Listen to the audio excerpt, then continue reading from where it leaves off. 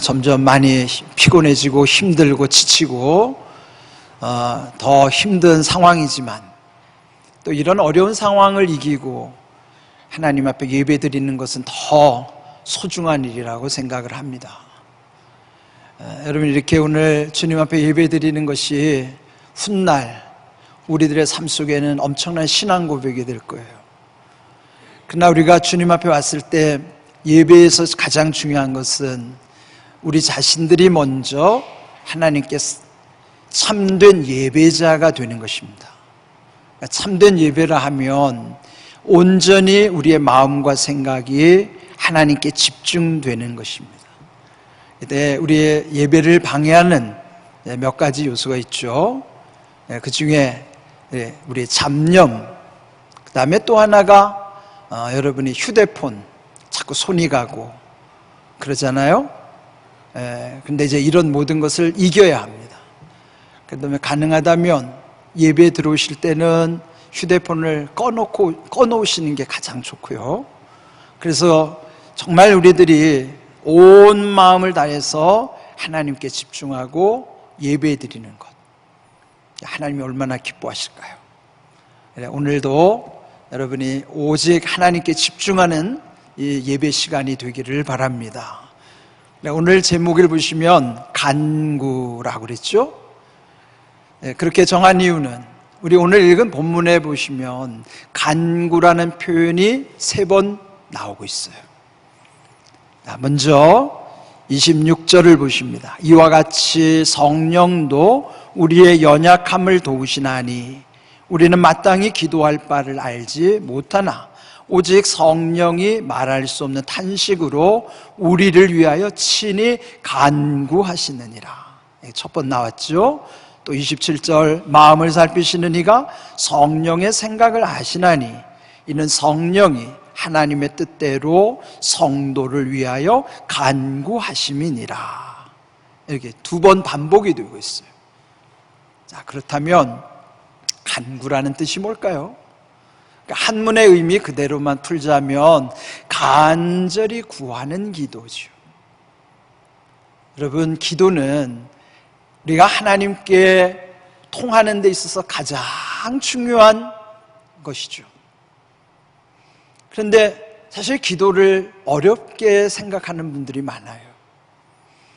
그런데 이제 기도를 비유하는 여러 표현 중에 하나는 기도는 마치 호흡과 같다, 숨을 쉬는 것과 같다 그러잖아요. 근데 여러분에게 누군가 왜 숨을 쉬느냐고 물어보면 그건 말이 안 되잖아요. 마땅히 당연히 숨을 쉬어야 사는 것이죠. 기도도 마찬가지예요. 근데 오늘 이 본문에 보면은 26절 2번째 줄에는 우리가 마땅히 기도할 바를 알지 못하나 그랬어요. 기도라는 것을 마땅히 해야 하는 것이 기도라는 거예요. 그는 마땅히 기도하는 것은 이유가 필요 없는 것이죠. 당연한 것이고 자연스러운 것이죠. 숨을 쉬는 것이 자연스럽고 당연히 쉬어야 하듯이 하나님께 기도드리는 것 역시 자연스러운 것이고 당연한 것입니다. 그럼에도 불구하고 왜 우리는 기도를 힘들어 할까요? 그렇게 좋은 것인데 왜 기도를 힘들어 할까요? 그에 대한 이유도 있어요. 26절 보면 이와 같이 성령도 우리의 연약함을 도우시나니 거기 보면 우리가 어떻다는 거예요? 연약하다는 거예요. 그 당연하고 좋은 기도를 왜 힘들어 할까요? 연약하기 때문이에요. 우리 지난 주일에도 말씀드린 것처럼 문제는 우리에게 있지만 답은 어디에 있어요? 하나님께 있어요. 그것처럼 오늘 이 말씀 속의 문제는 뭘까요? 마땅히 드려야 하는 기도, 좋은 기도, 당연한 기도임에도 불구하고 그것이 쉽지 않은 까닭은 내가 연약하기 때문이에요. 이게 뭐예요? 문제입니다. 문제가 나에게 있어요. 연약한 나에게 이 문제가 있는 것이에요. 그렇다면 답이 없나요? 오늘 주신 말씀에 보면은 성령은 우리의 연약함을 도와주시는 분이라 소개하고 있는 것이죠. 이것이 답이에요. 연약하기 때문에 마땅히 기도해야 하는 것을 하지 못하는 우리를 특별히 성령님께서 도와주신다. 성령님은 기도만 도와주시는 분이 아니라 우리의 모든 일상을 도와주시는 분이세요. 그런데 오늘 본문에는 아주 특정해서, 그 특정이란 뭐냐면 기도하는 것을 도와주신다는 거예요. 모든 것을 도와주시는 성령님이심에도 불구하고 본문에서는 특별히 기도를 도와주신다고 강조하신 거예요. 왜 그럴까요? 기도만 하나님과 연결되고 여러분이 기도의 능력을 체험하기만 하면 모든 문제는 해결되게 돼 있어요. 그러면 악한 영 마귀는 우리에게 가장 먼저 무엇을 방해할까요? 기도를 방해하는 거예요. 기도를 방해하면 우리의 삶이 혼란스러워지기 때문에, 그래서 가장 중요한 게 기도예요. 그래서 오늘 이 말씀 속에서 성령께서는 우리의 연약함을 도와주시는 것인데, 우리들 자신이 이 성령의 도우심을 받아서 기도할 때에 그 기도 가운데 간절히 구하는 기도, 여러분, 우리가 연약하기 때문에 기도를 잘 못하기도 하지만 무엇을 기도해야 될지를 알지 못한다고 오늘 본문에는 말씀하고 계십니다. 그렇지만 마음을 살피시는 이, 그분이 누굴까요? 하나님 아버지세요.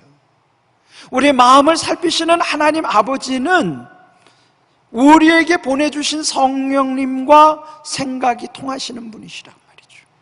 그래서 성령님은 우리를 위해서 친히 간절히 기도를 도와주시는 거예요. 간구해 주시는 것입니다. 좀 비유하자면 우리 아기 때는요, 그 자기 표현이 아주 미숙하니까 그냥 단순하잖아요. 그냥 불편하면 그냥 울고, 좋으면 그냥 까르르 웃고. 그냥 아이의 의사 표현은 우는 것과 웃는 것, 울고 웃는 것밖에 없어요. 그런데 그 아이의 엄마는 그 아이의 웃는 것과 웃음과 울음에 대해서요, 다양하게 해석을 해줘요. 물어보지도 않은데 지금 아이가 뭐라고 말한다고 다 해석을 다 해줘요. 통역도 다 해줘요. 그래서 그런가 보다 해요. 왜 그렇죠? 그 아이를 낳았기 때문이기도 하지만 그 아이를 살피기 때문에 그 아이의 모든 형편을 다 알고 있기 때문에 엄마는, 아이는 비록 미숙하고 연약해도 그 아이를 대신해서 엄마가 다 처리를 해주는 거예요. 예, 우리 하나님과의 관계도 이와 비슷합니다. 우리는 연약해서 무엇을 어떻게 구해야 될지 알지 못해요. 그러나 마치 어머니가 미숙한 아이를 대신해서 살피고 그를 감당해 주는 것처럼, 도와주는 것처럼, 우리는 연약하지만 우리를 도우시는 성령님을 의지할 때 성령님이 우리와 함께 하시면 기도가 너무나 쉽고 편안해지는 거예요. 간구하신다는 의미는 그 사이에서 도와주시는 역할을 하신다. 우리가 요즘 기도하는 것처럼 중보자가 되어주신다는 거예요. 그래서 중보의 원조는 성령님이세요. 우리가 중보 기도를 하는 것은 중보의 원조이신 성령님의 사역 가운데 참여하는 것이지 우리 자체가 중보의 주역은 아니에요. 우리가 여러분 중보 기도할 때 성령이 도와주시면 기도가 얼마나 편안하고 마음의 평안함이 있고 힘이 되는지, 여러분 중에 기도의 능력을 체험하신 분들이 있을 거예요. 그런 분들은 이렇게 성령의 도우심 가운데 기도할 때 얼마나 기도가 좋은 것인가를 다 아실 거예요. 그렇습니다. 기도가 어려운 게 아니에요. 내 혼자 하려니까 힘든 거예요. 우리를 도우시는 성령님을 의지할 때 여러분의 기도는 너무나 수월하고 좋은 것이고 깊어지고 그 기도의 시간이 길어질 수 있는 비결인 것입니다. 오늘 말씀을 통해서 여러분의 기도의 원리를 깨달으신다면 여러분의 기도는 엄청난 능력으로 하나님께서 부어주실 거예요. 오늘 이 우리의 기도를 도우시는 성령님, 그분은 이 땅에서 우리의 간구를 우리를 위해서 간구해 주시는 거예요. 아까 이제 3번 나온다 그랬잖아요. 또 한 번의 간구가 어디 나올까요? 마지막 읽었던 34절입니다. 34절에 보시면은 누가 우리를 정죄하리요? 죽으실 뿐 아니라 다시 살아나신 이는 그리스도 예수시니 그는 하나님 우편에 계신 자요 우리를 위하여 간구하시는 자시니라. 그렇죠. 자, 여기 보면 우리를 위해서 간구하시는 예수님이 어디 계실까요? 하나님 우편에 계신다는, 승천하셔서 하나님 보좌 우편에 앉으셔서 예수님이 하시는 일이 뭐예요? 우리를 위해서 간구하시는, 즉 중보자가 되시는 거예요. 제가 이 말씀을 다 깨달으면서요, 저는 중보자가 성령님 한 분이신 줄 알았어요. 그런데 땅에서의 중보는 성령님이 도와주시고, 우리의 기도가 하늘로 올라가면 하늘 보좌에서는 예수님이 우리를 위해서 친히 간구해 주시는 중보자가 되시는 거예요. 이야, 여러분, 우리의 기도는요, 땅에서는 성령님이 중보하시고 하늘에서는 예수님이 중보하시는 기도예요. 그러니 내 혼자 하는 기도는 하나님이 듣기는 하시겠지만 하나님의 기도의 원리에 맞지 않으니까 우리 가운데 응답이 안 오는 거예요. 응답의 원리는 어디서 올까요? 성령의 도우심으로, 또 하늘 보좌에서 예수님이 간구해 주심으로, 땅에서 간구하시고 하늘에서도 간구하시는 이 중보, 두 분의 중보자를 통해서 우리의 기도가 하나님께 상달되는, 하나님이 들으시고 응답하시고 허락하시는, 제가 최근에 그 말씀의 비밀을 깨달아졌어요. 지난번에 말씀드린 것처럼 요한복음 1장 51절에 나다나엘을 만나셨을 때 하신 말씀이 그 비결입니다. 나다나엘에게 말씀하시잖아요. 내가 너를 무화과 나무 아래에 있을 때 보았다는 걸 네가 믿느냐? 그런데 이후에 더 큰 것을 네가 볼 것이다. 그러면서 야곱이 사닥다리가 하늘로 올라가면서 하늘이 열려지고 하나님을 만났던 그 비유를 예수님 그대로 말씀하시는 거예요. 인용하시는 거예요. 장차 하늘이 열리고 하나님의 사자가 인자 위에 오르락 내리락 하는 것을 너희가 보리라. 거기 비밀이 뭘까요? 예수님으로 말미암아 하늘을 열어주신다는 것과 예수님으로 말미암아 하나님의 사자가 오르락 내리락 한다는 표현이에요.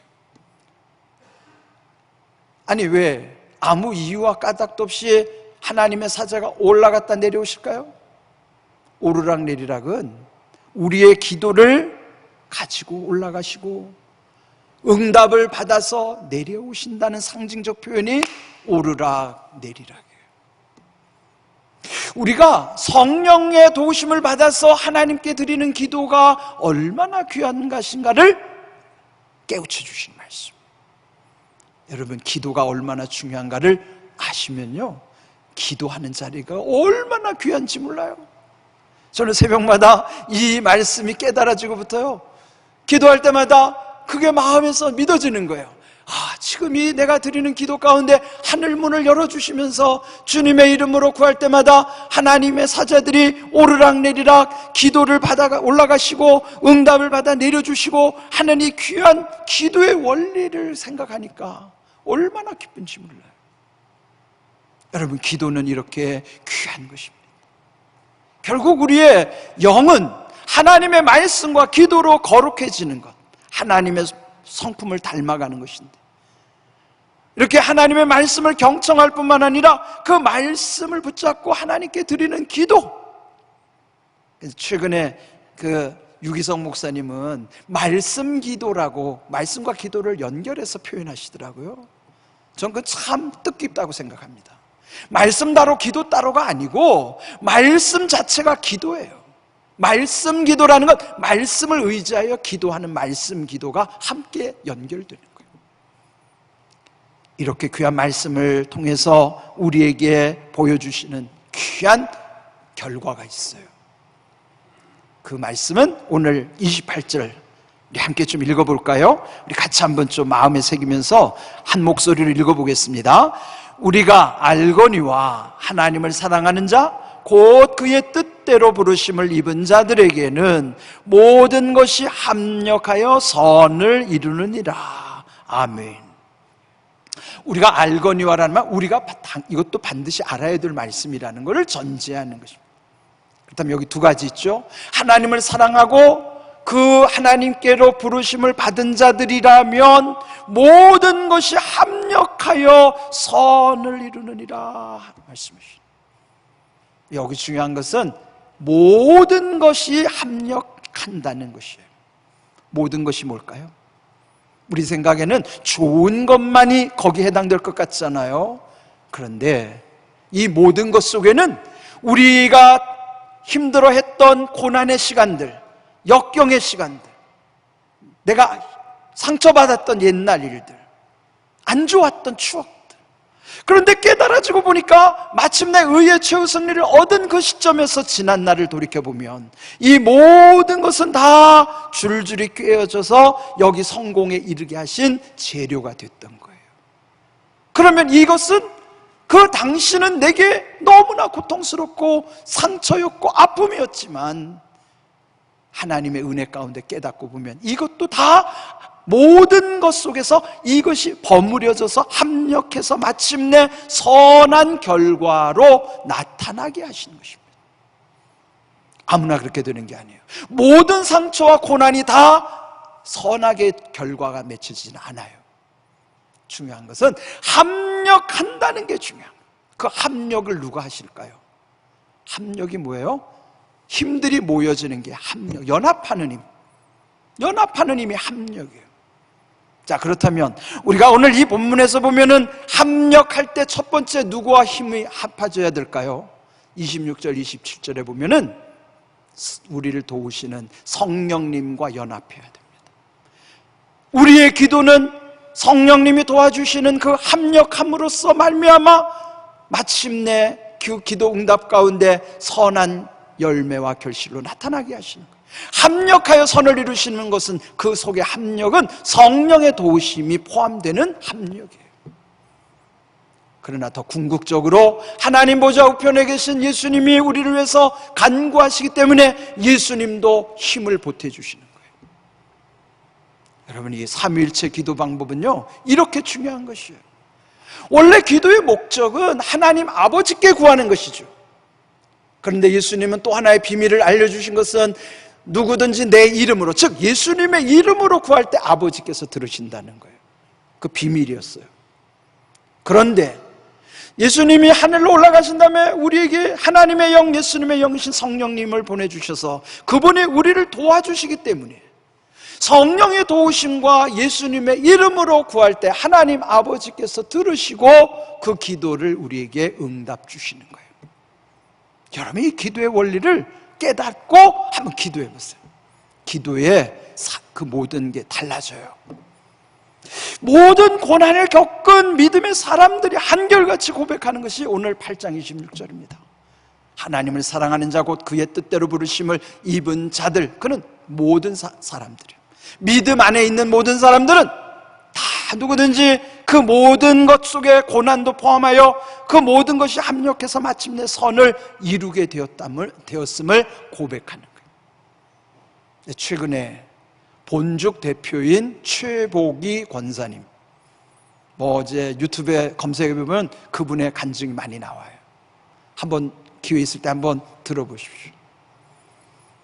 본죽이 오늘처럼 이렇게 된 것이 그 지난 세월에 모진 고난이 얼마나 그 안에 깊이 배어 있었었는지, 너무나 고통 중에 있을 때는 죽고 싶었고 정신병이 걸려가지고 몰골이 흉흉했고 그런 상황 속에서 그분들이 잘 나가던 시대가 있었는데 쫄딱 망해가지고 저기 숙명여대 앞에서 부부가 호떡을 구워서 팔았다는 거예요.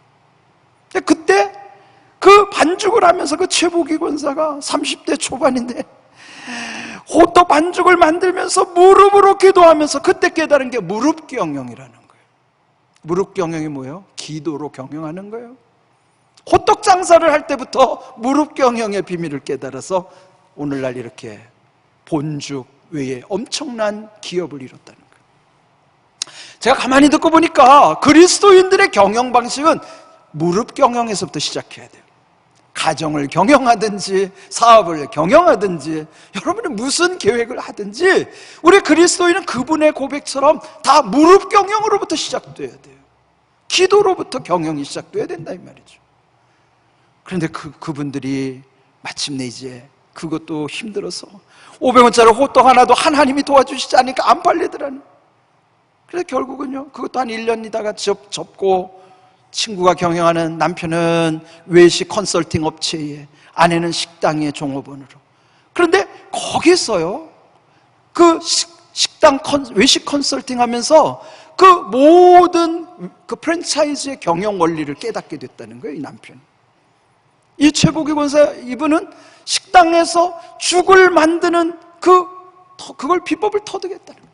그러니까 이 죽을 만들고 프랜차이즈 개념이 두 분이 딱 맞으니까 어느 날 순간부터 이 본죽이 알려지기 시작하면서부터 프랜차이즈 수직 상승을 하는데 지금은 전국에 2,000여 개 매장을 가지고 해외까지도.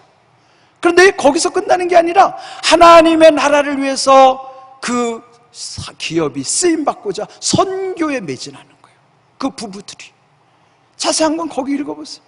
그 극심한 고난 가운데 본죽을 처음 창업할 때가 그 대학로 후미진 곳 2층에 거기에다가 1호점을 냈는데 죽 9그릇을 파는 날 자기가 돌아보니까 자기 속에 3가지 허접한 요소들이 있었다는 거예요. 첫째, 죽이라는 음식 자체가 옛날에 가난한 사람들이 먹던 음식, 환자들이 먹는 음식이었는데 그 당시만 해도 이렇게 엄청난 그의 표현대로 대박을 칠 줄 몰랐다는 거예요. 그 허접한 음식이었음에도 불구하고. 두 번째, 자기가 그렇게 죽고 싶었고 정신병이 들었고 몰골이 흉흉한 자기를 볼 때 너무나 허접하더라는 거예요, 자기가. 세 번째, 자기가 얻었던 그 점포는 앞에 3-4명이 다 망해서 나갔던 점포라는 거예요. 장소도 허접해. 속된 말로 3가지 허접한 요소가 있음에도 불구하고 하나님이 도와주시니까 기업이 쑥쑥쑥 일어나더라는 거예요. 그 모진 고난 가운데 단련하신 다음에 하나님이 그 중심을 세워주시고 그 방향이 하나님께로 향하니까 그때부터는 일어나는 거예요. 넘어졌다가 다시 일어난 사람은 절대 교만하지 않습니다. 겸손함으로 지금도 모든 것을 오직 하나님의 나라를 위해서 집중하고 있는 거예요. 그가 고백한 내용 중에 하나도 로마서 8장 26절이에요. 이것은 모든 그리스도인의 고백이에요. 우리가 알거니와 하나님을 사랑하는 자 곧 그의 뜻대로 부르심을 입은 자들에게 모든 것이 합력하여 선을 이루느니라. 여러분 속에도 하나님이 함께 하심을 믿으십시오. 그 다음에 제일 중요한 게 기도의 원리대로 기도하십시오. 그 중에 합력하여 선을 이루려면 먼저 도우시는 성령님을 의지하셔야 돼요. 그리고 우리 교회가 지금 기도불이 일어나는 것 저는 얼마나 감사한지 몰라요. 지금 이 중보기도 사역이 얼마나 열심히 이루어지는지 몰라요. 중보기도는 자기 기도하는 게 아니에요. 하나님의 뜻을 따라서 하나님의 나라를 위해서, 그 다음에 거기에 모든 사람들을, 타인들을 위해서 기도하는 게 중보기도. 우리는 저녁마다 중보기도 자기 기도하는 게 아니에요. 그런데 이 중보기도 사역 가운데 성령께서 도와주시면 이 원리대로 이루어지잖아요. 저는 깨달아진 것이 주님 안에서 우리가 중심이 잡혀져 있고 하나님의 나라에 대한 시선이, 그 방향이 맞으면, 다시 말하면 중심과 방향이 일치하면 하나님은 반드시 쓰신다는 사실이에요. 성령님은 반드시 역사하시게 돼 있어요. 다만 우리가 연약하기 때문에 그대로 우리끼리만 있으면 아무것도 할 수 없어요. 성령님이 도와주시면 그때부터는 길이 열려지는 거예요. 그는 저만의 고백이 아니라 최복희 권사의 권사 그 고백, 그 다음에 많은 이런 믿음의 선진들의 고백인 것입니다. 바라기는 지금 이 어려운 시대이지만 그러나 우리의 기도가 살아나게 하신 것을 감사하시고, 여러분들도요 이 회원 가입 멤버십을 얻으셔야 돼요. 에스더 중보기도 사역 멤버십이 이렇게 중요하다는 것 기억하시고, 그리고 여러분이 함께 참여해 주세요. 저는 이 에스더 중보기도 사역의 성령의 원리대로 우리가 이루어지고 그렇다면 여기에 성령께서 놀랍게 역사하실 것 저는 믿습니다. 여러분도 함께 동참해 주시고요, 이 기도의 원리대로 깨달아진 대로 성령님이 도와주시는 기도 가운데 여러분의 삶이 다시 일어나는, 올해 우리 교회 표회대로 에스겔 37장 5절 말씀을 생기가 우리 가운데 들어오셔서 우리가 일어나는 역사, 살아나는 역사가 우리의 교회로부터 가정과 여러분의 모든 삶 속에 함께 하시기를 주님의 이름으로 축복합니다. 아멘.